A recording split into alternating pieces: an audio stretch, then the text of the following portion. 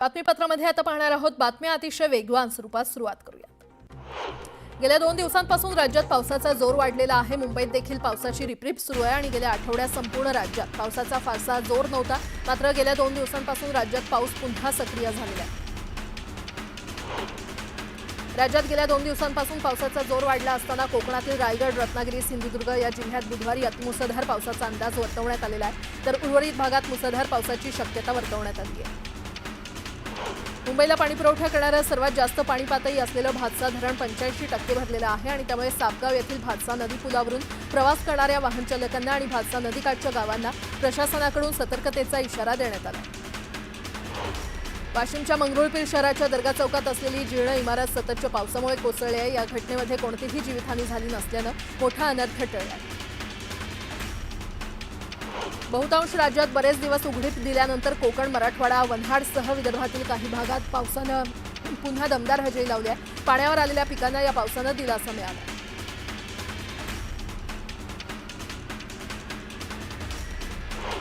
गेल्या वर्षी जुलै महिन्यात सुरू झालेल्या मुख्यमंत्री माझी लाडकी बहीण योजनेचे संपूर्ण वर्षाचे 12 लाभ दिले गेलेले आहेत। या योजनेच्या दुसऱ्या वर्षातील पहिला लाभ मात्र अद्याप बहिणींच्या बँक खात्यात जमा झालेला नाहीये। हा लाभ या महिन्या अखेरपर्यंत अथवा पुढील महिन्याच्या 5 तारखेपर्यंत मिळेल असं कळतंय। मुख्यमंत्री माझी लाडकी बहीण योजनेतील लाभार्थी महिलांची छाननी करून ही संख्या कमी करण्याचा निर्णय सरकारनं घेतला होता। मात्र स्थानिक स्वराज्य संस्थांच्या निवडणुकीच्या पार्श्वभूमीवर सरकारनं ही सगळी प्रक्रिया थांबवल्याची माहिती महिला आणि बालकल्याण विभागातील सूत्रांनी दिली आहे। निवडणुका संपल्यानंतर सरकार छाननीबाबत पावलं उचलण्याची शक्यता आहे। मुंबई महानगर क्षेत्रातील 11वीच्या दुसऱ्या फेरी अखेर एकूण 56,000 प्रवेश निश्चित झालेले आहेत। यामध्ये सर्वाधिक प्रवेश वाणिज्य शाखेत तर सर्वात कमी प्रवेश कला शाखेत झालेले आहेत। विज्ञान शाखेला दुसऱ्या क्रमांकाची पसंती मिळाली आहे। मुंबईसह राज्यात गणेशोत्सवाचे पडघम वाजवण्यास सुरुवात झाली असतानाच दुसरीकडे पर्यावरण विभागानं सण उत्सवासंदर्भातील मार्गदर्शक तत्त्व जारी केलेली आहेत। त्यानुसार पीओपीसह 5 फुटांपेक्षा कमी उंचीच्या इतर सर्व मूर्ती केवळ कृत्रिम तलावातच विसर्जित करण्यात याव्यात। याबाबत आवश्यक देखरेख आणि नियंत्रण स्थानिक स्वराज्य संस्थांनी करावं। तसंच सण उत्सव पर्यावरणपूरक साजरे करावेत असं आवाहन पर्यावरण खात्यानं केलं। मंगळवारी चांदीच्या भावात 1,500 रुपयांची वाढ होऊन ती 1,15,000 रुपयांवर पोहोचली। चांदीचा हा नवा उच्चांकी भाव आहे। 1 किलो चांदीसाठी जीएसटीसह आता 1,18,450 रुपये मोजावे लागणार आहे। पुणे महापालिका शाळांमधील ई लर्निंग प्रकल्प गेल्या 3 वर्षांपासून ठप्प पडलाय। अनेक शाळांमध्ये महापालिकेनं लाखो रुपयांचा निधी खर्च करून पायाभूत सुविधा उपलब्ध करून दिलेल्या आहेत। मात्र गेल्या 3 वर्षांपासून ई लर्निंगसाठी आवश्यक असलेल्या खर्चाला मान्यता न देण्याचं धोरण महापालिकेनं स्वीकारलं असल्यानं ही परिस्थिती निर्माण झालेली आहे। मुंबईतील सार्वजनिक श्री गणेश मंडळांना लागणाऱ्या विविध परवानग्या एक खिडकी योजनेद्वारे ऑनलाईन पद्धतीनं देण्याचं नियोजन बृहन्मुंबई महानगरपालिका प्रशासनानं केलंय। त्यासाठी सोमवारपासून बृहन्मुंबई महानगरपालिकेच्या संकेतस्थळावर संगणकीय एक खिडकी पद्धतीनं अर्ज सुविधा उपलब्ध करून देण्यात आली आहे।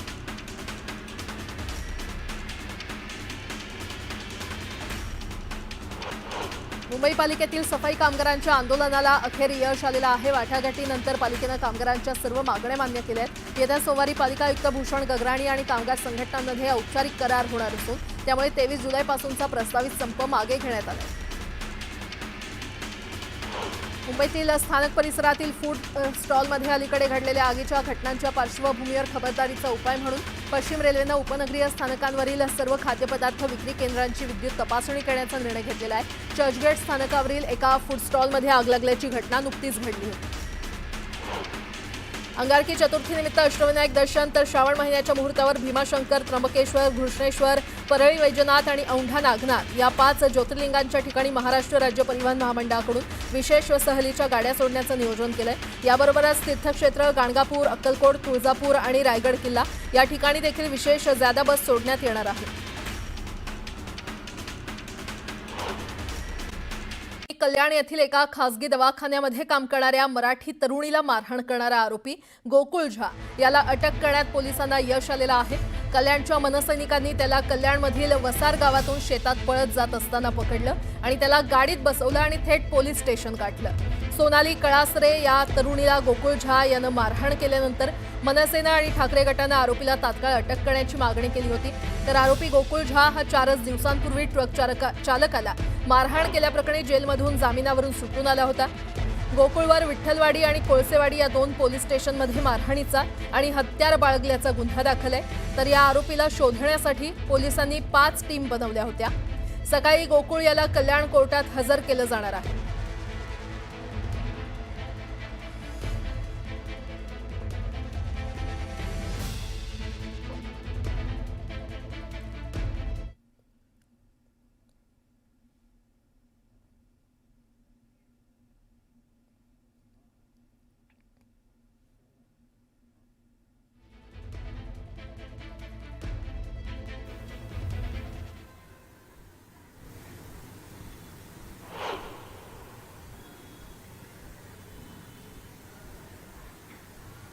नक्कीच हा जो आरोपी आहे, या आरोपीला रात्री मनसैनिकांनी कल्याणजवळच्या वसार गावातून त्याला शोधलं. तिथं तो समोरून त्यांना जात असताना दिसला आणि त्याला पकडायला गेले. तो शेतामध्ये शिरत होता आणि त्याला मनसैनिकांनी पकडलं, पोलिसांनी स्वाधीन केलेलं आहे.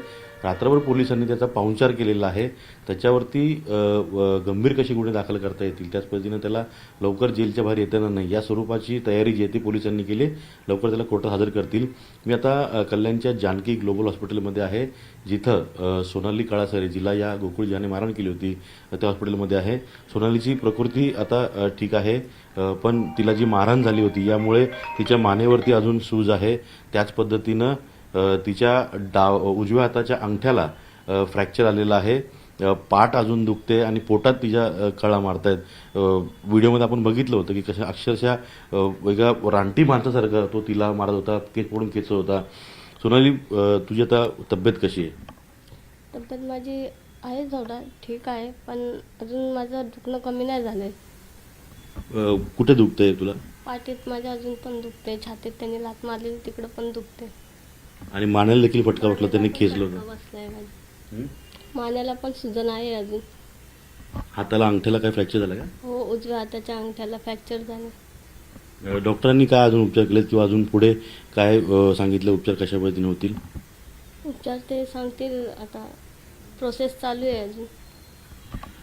त्या आरोपीला रात्री पकडून आणलेलं आहे, पोलिसांनी स्वाधीन केलेला आहे. त्याने याआधी देखील 2 प्रकारच्या मोठ्या गंभीर मारहाणी केल्या होत्या. तो एक सराईत गुन्हेगार समोर आला आहे आता. आमची एवढीच आठ आहे की त्याला कडी एकदम सजा झाली पाहिजे. ज्या पद्धतीने तो मारहाण करत होता आणि आता समोर आलं की तो एक सराईत गुन्हेगार आहे, काय वाटतं की त्याला पुढे कशा रीतीनं पोलिसांनी त्याच्यावरती कारवाई करावी? ज्या पद्धतीने त्यांनी मारलं ना, त्याच पद्धतीने माझ्यासमोर पोलिसांनी त्याला त्याच अवस्थेत माझ्यासमोर मारलं पाहिजे, एवढीच माझी अट आहे. आणि त्याला शिक्षा तर अशी कडक झाली पाहिजे की त्यांनी काय असं कोणीच हे नाही केलं पाहिजे की बाबा एखाद्या लेडीजवर कोणी कसं हे करू शकतं ना, हात उगारू शकतो माणूस असून. तिच्या हा जो उजवा हात आहे, या उजव्या हाताच्या अंगठ्याला फ्रॅक्चर झालेला आहे. त्यावरती मार्क आपल्याला दिसतोय. लवकर त्याच्यावर देखील डॉक्टर उपचार करतील. लात मारल्यामुळे छातीत आणि पोटात अजून तिच्या कळ येते. त्याच पद्धतीने पाठीला तिला अजूनही दुखणं आहे. मानेला हिसका बसल्यामुळे मानेची सुजन अजून कमी झालेली नाही आहे. या सोनालीची ताई रुपाली आपल्यासोबत आहे. ताई, तो आरोपी जो आहे त्याला अखेर पकडण्यात आलं. नाही, कळलं आम्हाला रात्री त्याला पकडण्यात आलं आहे. पण सर, आम्हाला असं वाटतं की त्याच्यावर इतकी कठोर कारवाई करायला हवी, कारण आम्हाला हे पण कळलं आहे त्याच्यावर अगोदरच 2 गुन्हे आहेत. आज त्यांनी माझ्या बहिणीसोबत असं केलं, उद्या जर तो सुटून आला तर तो अजून कोणत्याही मुलीसोबत असं करू शकतो. तर आमचं फक्त एकच मागणं आहे तुमच्याकडे की पोलिसांकडे पण, की त्याच्यावर अशी कारवाई करावी की तो लवकर तर सुटून यायला नको बाहेर, आणि आला तरी त्यांनी पुन्हा असं काही चूक करायला नको. पण ज्या व्हिडिओत आपण बघितलं काहीतरी एक म्हणजे विकृती, ही काय म्हणायला लागेल ते त्याच्यासाठी सर शब्दच नाही. असा तो मारत होता की म्हणजे त्यांनी तिला मारून टाकायला पण कमी केली नसते त्यावेळेस. तो अशा अवस्थेमध्ये होता आणि त्यांनी असं मारले तिला की एखाद्या मुलाला किंवा एखाद्या माणसाला कसं मारतात तसं तो तिला मारत होता. त्यावेळेस जर तिला काही झालं असतं तर, त्यामुळेच आम्हाला यासाठी न्याय पाहिजे की पोलिसांकडून पण आम्हाला एकच अपेक्षा आहे की त्याला कठोरात कठोर शिक्षा दिली पाहिजे आणि त्याच्यावर म्हणजे असा गुन्हा केला पाहिजे दाखल की तो लवकरात लवकर सुटून पण यायला नको, आणि आला तरी पुन्हा कुठल्याही मुलीला त्यांनी हात उचलताना 10 वेळा विचार केला पाहिजे. आमची हीच मागणी आहे. आता पोलीस आलेत, सोनालीचं स्टेटमेंट घेतलं का, त्यांनी जबाब नोंदवलाय का? हो, त्यांनी विचारलं काही झालंय का तुम्हाला, म्हणजे त्रास वगैरे होतोय का, फ्रॅक्चर, म्हणजे पोलिसांकडून त्यांनी रिपोर्ट वगैरे विचारला. तिच्या उजव्या हाताच्या अंगठ्याला थोडंसं फ्रॅक्चर आहे पण तिला त्रास पण होतोय सध्या. आता तिचं पोट वगैरे पण दुखत होतं, तिला ते मानेचा त्रास पण सध्या होतोय, तिचं पाठीचं दुखणंही कमी नाही झालंय अजून, पण थोडं पहिल्यापेक्षा थोडे रिकवर आहे ते. त्याने जी लात मारली त्याने तिला खेचलं होतं त्याच्यामुळे. हो, त्यामुळेच हे सर्व झाले. तिला त्यांनी ज्या पद्धतीने मारहाण केली ना, त्यामुळेच तिला त्रास होतोय तो. हे माफ कर, मी पुन्हा विचारतो, पण जो व्हिडिओ आम्ही पाहिला म्हणजे माझ्या अंगावर देखील काटा आला, अक्षरशः संताप आला होता. तो जर त्या माणसाने त्याला पकडलं नसतं तर तो तिला खिचत बाहेर देखील नेत होता, दरवाजापर्यंत देखील नेलं होतं. हो सर, हो.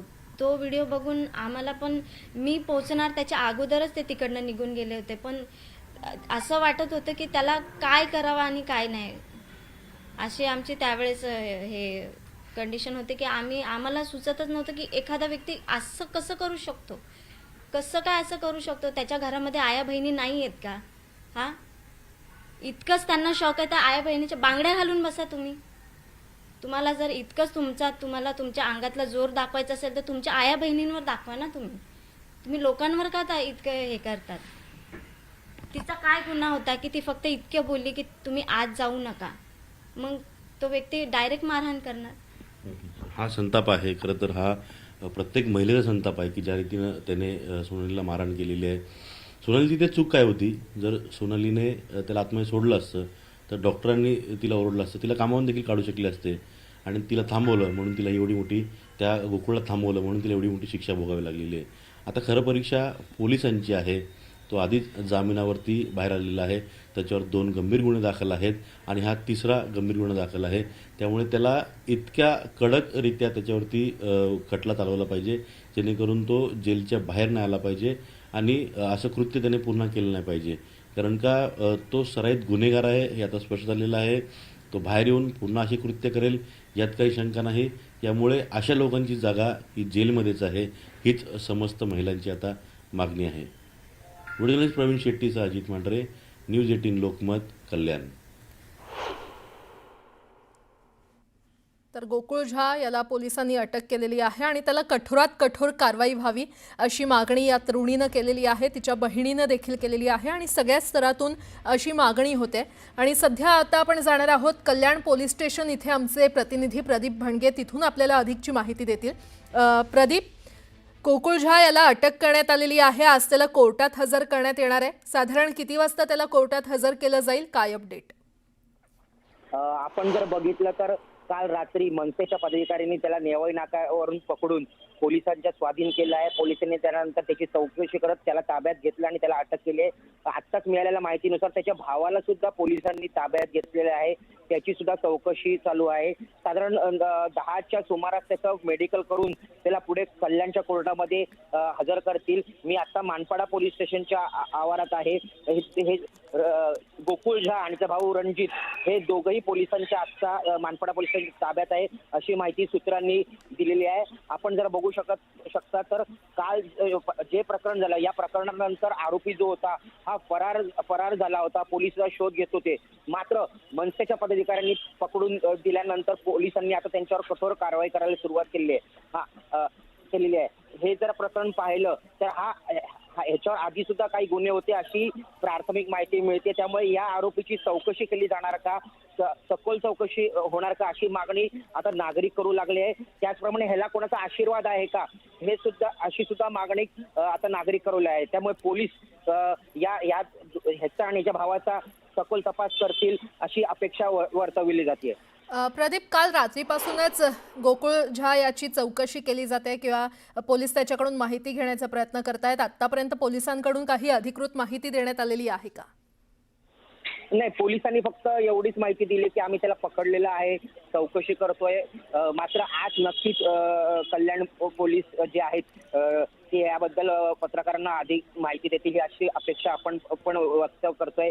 मात्र ह्याला कोणाचा राजकीय कार्यकर्ता होता का किंवा कोणाचा त्याला पाठिंबा आहे का, त्याच्यावर किती गुन्हे आहेत ही माहिती मात्र आता ह्याच्या पुढे येऊ शकते. त्याला 11 वाजल्यानंतर कोर्टात हजर करणार आहे. आपण जर बघितलं तर मनसे असेल, ठाकरे गट असेल, भाजप असेल, हे तिन्ही पक्षांचे कार्यकर्ते पदाधिकारी यांनी त्या मुलीची भेट घेतली आणि त्यानंतर जो दबाव आला, या दबावानंतर पोलीस आता ऍक्शन मोडवर आले. ठीक आहे प्रदीप, वेळोवेळी तुमच्याकडून अपडेट घेत राहू. तुर्तास धन्यवाद.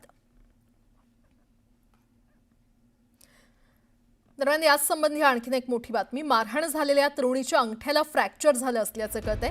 उजव्या हाताच्या अंगठ्याला तिला फ्रॅक्चर झालेला आहे. गोकुळ झा या तरुणानं तिला मारहाण केली, त्यात तिचा अंगठा फ्रॅक्चर झालेला आहे. सोनालीच्या पोटात देखील खूप दुखतंय, तर छातीत अजूनही कळा मारतायत.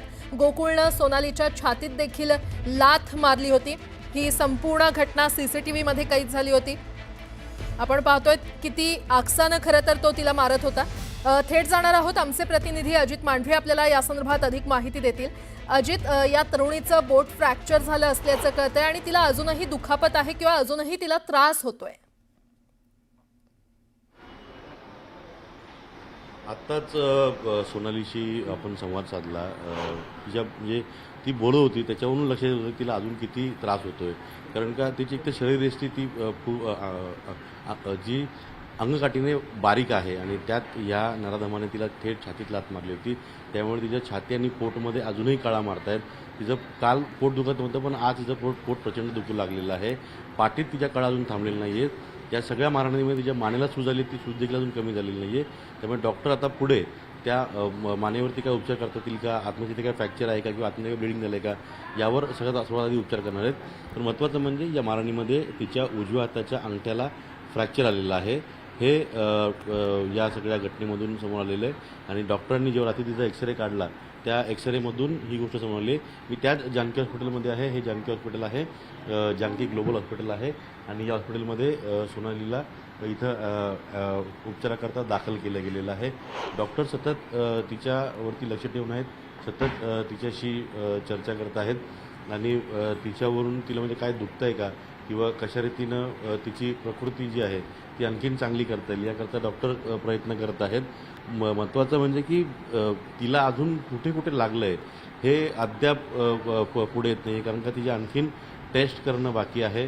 त्या टेस्ट सगळ्या झाल्या तर त्यानंतरच हे लक्षात येईल. पण रात्री जे एक्सरे काढले होते त्या एक्सरेमध्ये तिच्या उजव्या हाताच्या अंगठ्याला फ्रॅक्चर आलेलं आहे, हे समोर आलं आहे. तिचं आता MRI केलं जाईल. MRIमध्ये तिच्या पाठीला, पोटाला आणि मानेला किती दुखापत झालेली आहे, तिथे काय स्वेलिंग म्हणजे किंवा रक्तस्राव झालेला आहे का, कारण तिथली सूज कमी होत नाही आहे. या पार्श्वभूमीवरती डॉक्टर जे आहेत ते पुढे कशा रीतीने जे उपचार करतील. पण तिची प्रकृती पाहता ती तशी ठीक आहे, पण तिला ज्या कळा होत आहेत पाठीत, पोटात, मानेला, हाताला, त्यामुळे तिच्यावरती आणखीन चांगले उपचार करणं गरजेचं आहे. डॉक्टर त्यासाठी प्रयत्न देखील करत आहेत.